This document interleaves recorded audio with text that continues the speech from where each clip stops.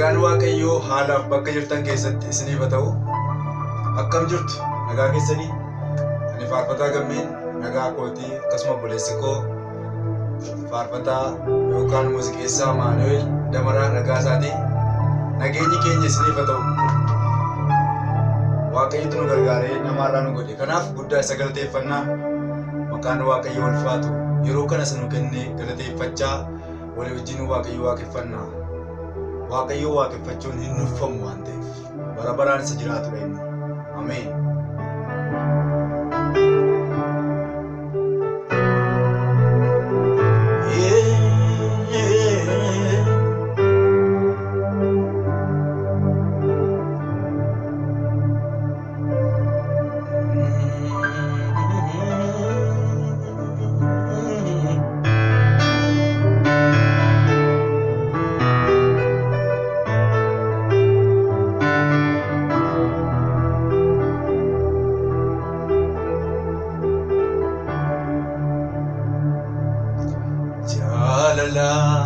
Na boojite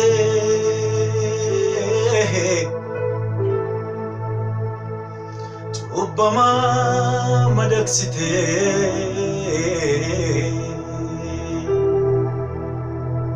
hafuura qulqulluun akkan si faarsu goote jalalaan na boojite cubbama madaksite hafuura qulqulluun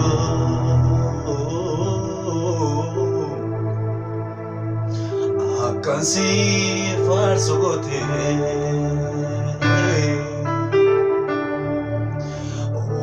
Garanada Hiyalle nambatni Maruke rajafti Magako afura keni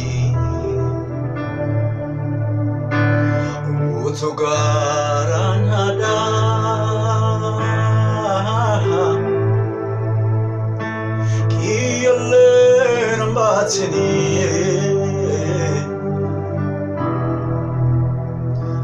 Baruke rajafti Magako afura keni Afura ba jade suambatu naf kennite Ananama tulan kamne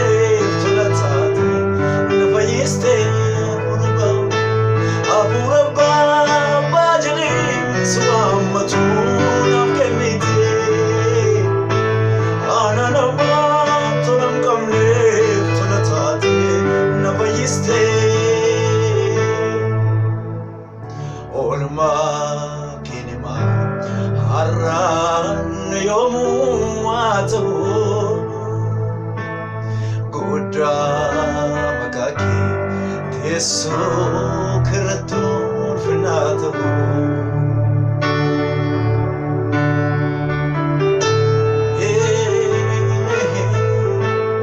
Amen amen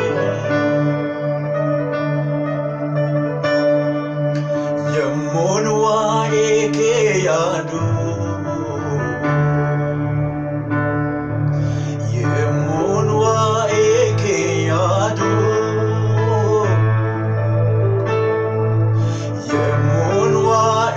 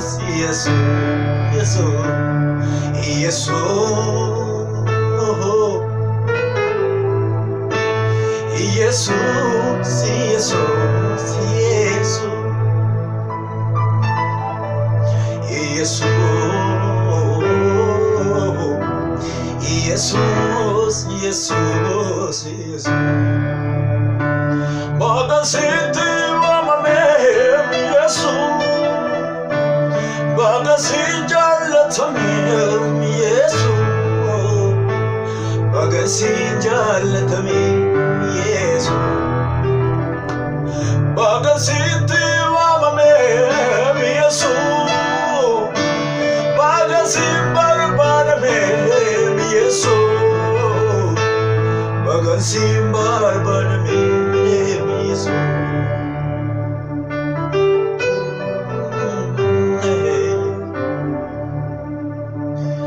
Virakon abdaan dhugofta Firrilee garaa jabaata Firrilee garaa jabaata Maatii koon abdaan dhugofta Komoonuu garaa jabaata Komoonuu garaa jabaata Namni koon abdaan dhugofta Firrilee garaa jabaata Firrilee garaa jabaata Garuu mul'anuu sinii dubbii kee tabdii dubbata fuulli kee sabdii dhugaadha Garuu mul'anuu sinii dubbii kee tabdii dhugaadha fuulli kee sabdii dhugaadha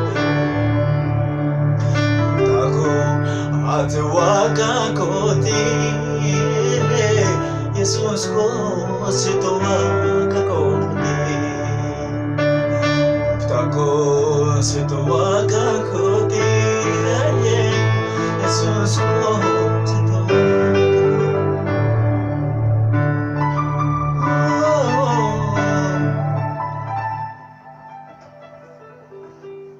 eebbifama